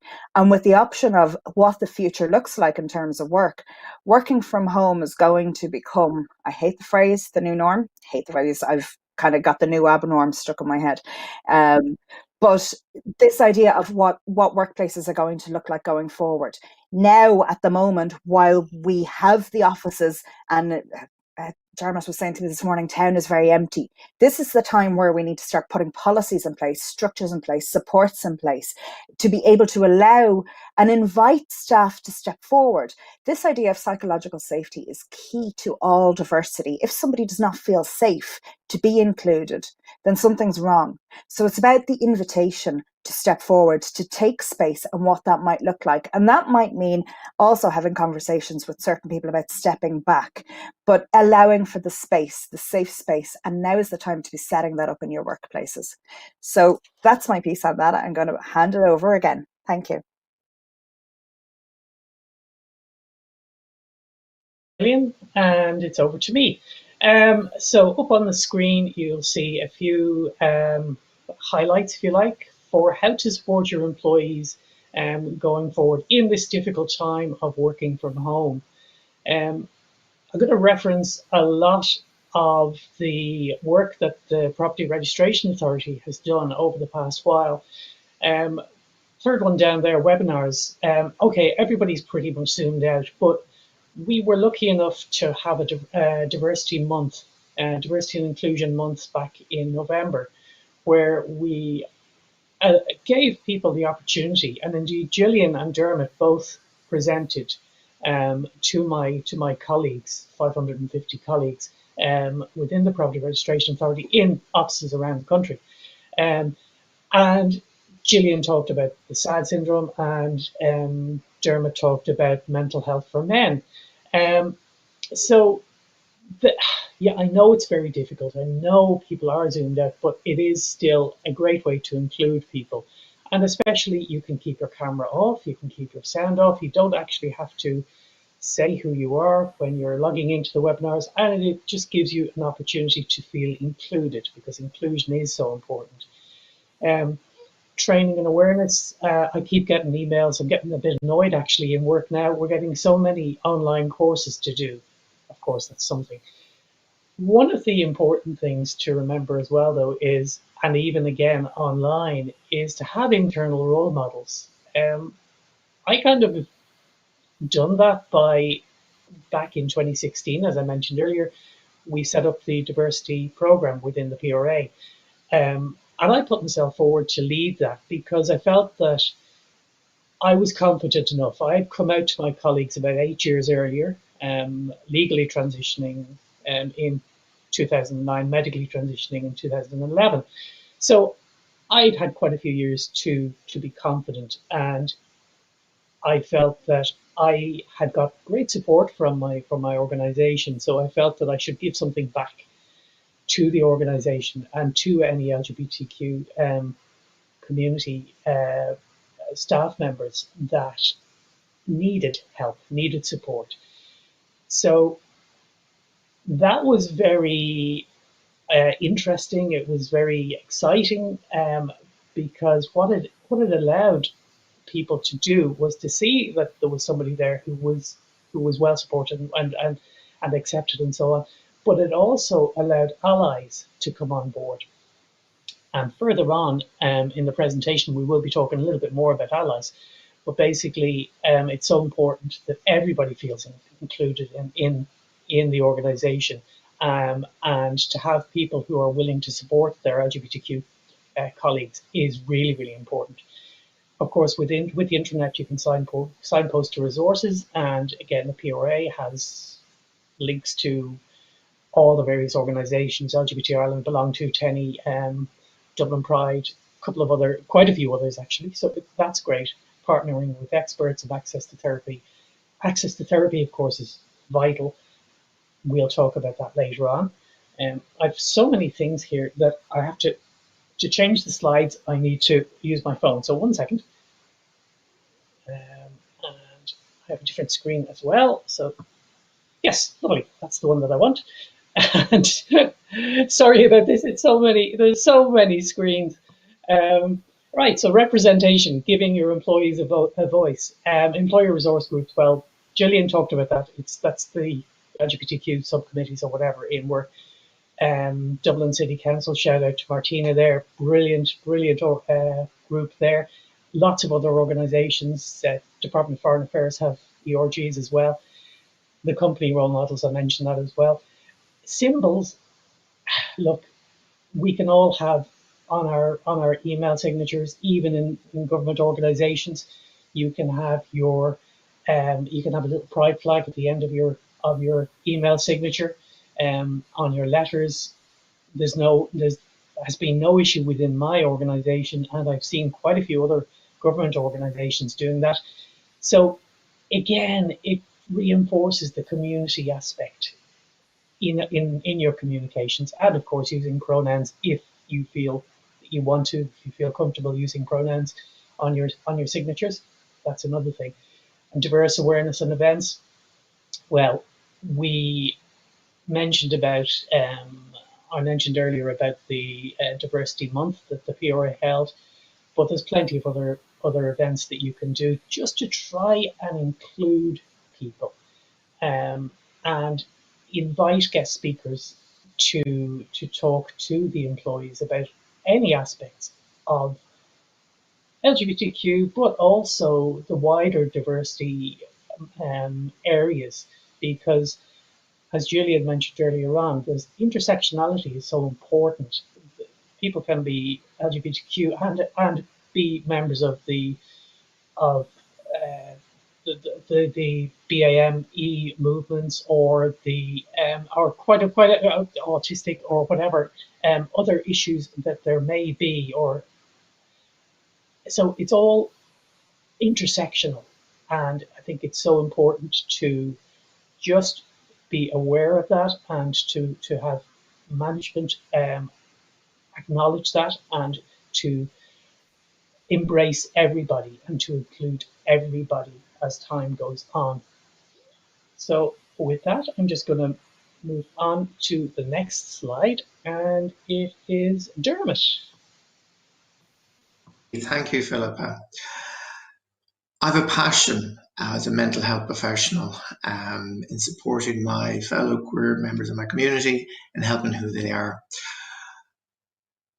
People say to me, or I've heard when I was last working in a corporate, why is Pride needed now for the queer community? Why is it needed? Sure, haven't they got marriage equality?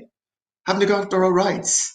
Yes, Ireland has come a long way, and I'm immensely proud as a proud Irish gay man how far my country, our country, Ireland, has come a long way in supporting our rights. But sadly, we have a lot of work to do. Looking at statistics, this is my finance side of things. I come into play, but I found on a series now how shocking these statistics were.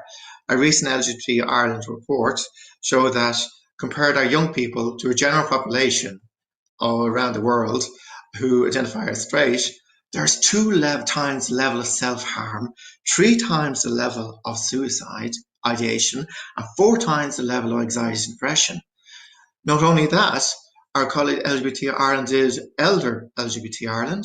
They looked at their health, and staggeringly, 47% of them, of our elder members of our community, they suffered from physical and emotional abuse. Emotional abuse was 47%. Unbelievable. And only recently as well, regarding this lockdown, we're all in this online world, 93% of our young people are suffering from anxiety and depression.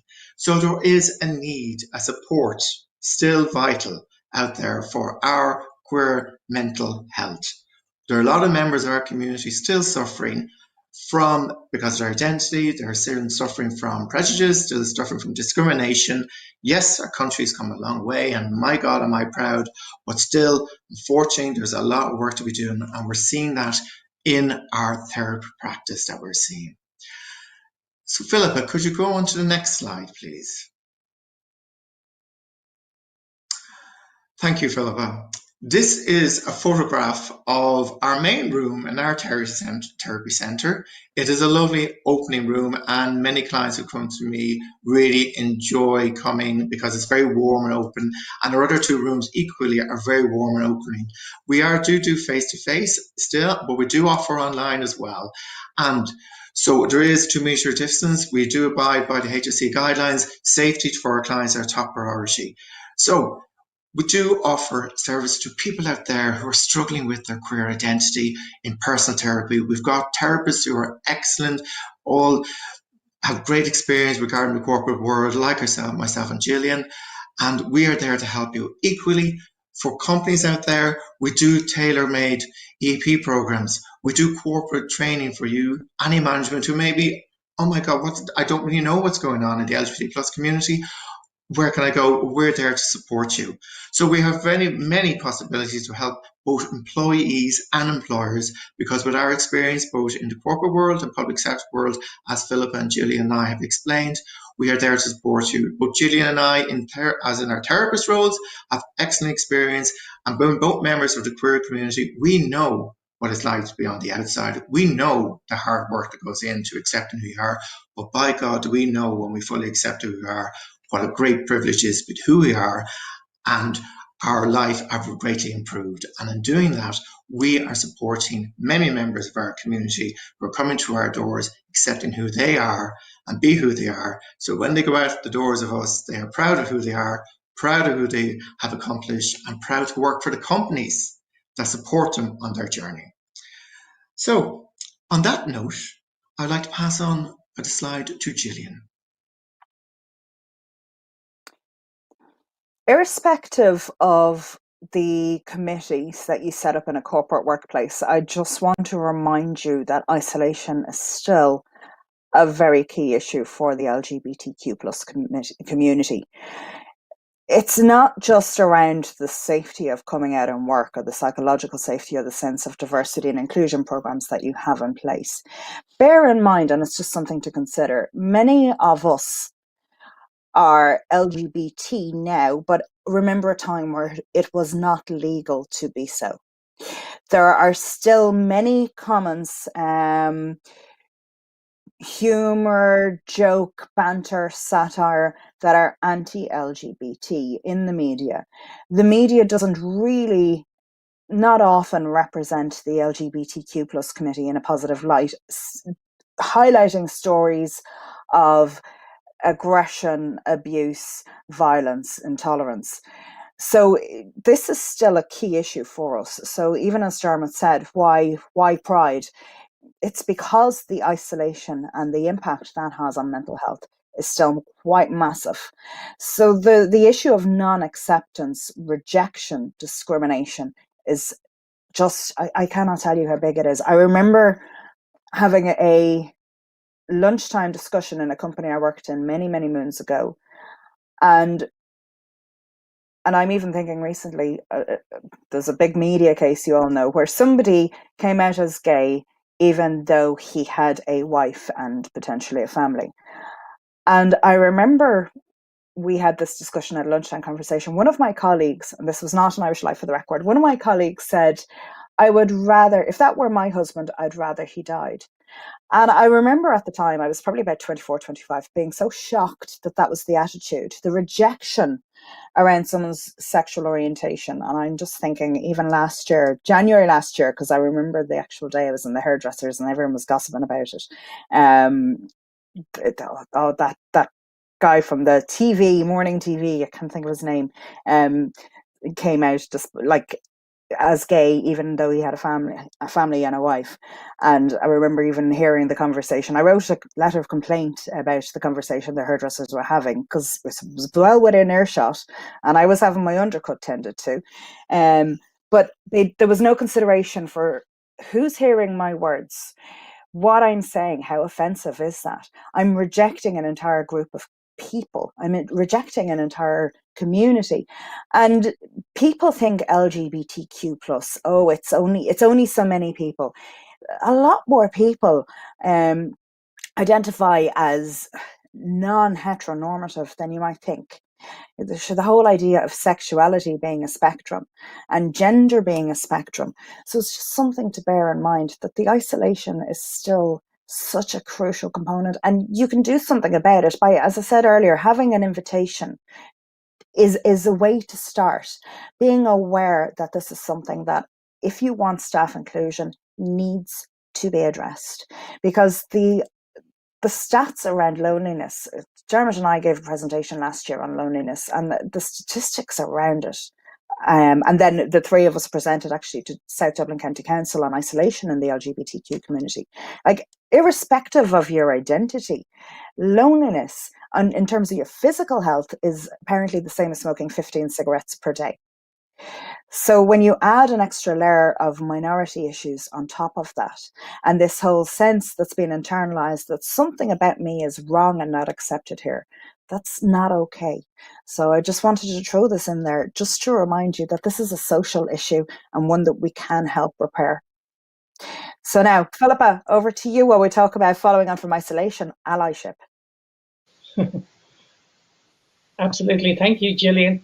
Yeah. Being an ally in work is something that you can do to support your colleagues. And I have found it so beneficial to me that when we set up the PRA's Diversity Committee and we set up a subcommittee for LGBTQ, that straight away we had 2 or 3 people joining that subcommittee who were willing to put their heads above the parapet, who were not part of the LGBTQ community, but wanted to support. At that time, it was actually only me. Very quickly afterwards, somebody else came on that was part of the LGBTQ community, and suddenly 2 or 3 or 4 people were on. We've got a limit of 7 people on that subcommittee, so of which 3 are allies and are just amazing people, willing to work, willing to support in every way. So if you feel, any of the corporates that are watching this talk, if you feel that how best to support your LGBTQ colleagues, well, be an ally. The diversity committees, the LGBT subcommittees should of course be employee led, but very much promoted by senior management. You do need management buy-in to allow anything to take place, and that involves time off work potentially to attend conferences like Pride at Work, which is so valuable. And last year, in the convention centre, it was such an amazing experience actually, it wasn't even last year, it was the year before. Wow, how time moves on. But it was such an amazing experience for some of my colleagues from the PRA who went along and got to meet other members of the LGBTQ community and the corporate sector and other government organisations. It was just a great opportunity. These were allies who were willing, as I say, to support and to be there for their colleagues within the PRA. Jillian and indeed myself have mentioned before about intersectionality, and so any diversity programme should be cognizant of all aspects of diversity, include everybody. The awareness training, diversity awareness training, can be done online, and indeed Under the Rainbow does that, has been doing an awful lot last year. I mentioned about pronouns and so on, about on forms, on email signatures. It's very, very easy to do if you're comfortable doing it. Make sure that you use gender neutral language. We have policies being developed in the PRA around ensuring that all our forms are basically gender neutral where appropriate, or at least we're aware of them as time goes on. Dermot mentioned about banter, of course. That's without doubt something that can be so hurtful. On rare occasions, I've heard a little bit of homophobic or transphobic comments. I think the important thing for allies in that instance is to call it out, to say quietly to the person, hey, what you're saying there could in fact hurt somebody, and you don't know who in the canteen. Well, back in the day when we did all congregate canteens, but you don't know who in the canteen might be questioning their gender identity or sexual orientation, or they may just be unwilling to come out. So be careful, and I think it's important for both allies and management to ensure that the slagging, the banter is kept respectful, and encourage speak up policy. Exactly. Partner with LGBTQ experts and have representation of every grade and every area on all the committees. Symbols are such a little thing. My desk, I've got a pride flag. I've always got a pride flag. Coincidentally, I've also got a Christmas tree up on my desk because I like Christmas. But it just shows an inclusion, and it shows that, hey, for new members of staff, and we're always getting new members of staff in, so they see the pride flag, and I occasionally see, and coincidentally, I just saw this morning that one of our new members of staff looked me up on LinkedIn. So I'm wondering, are we going to have a new recruit for the LGBT subcommittee?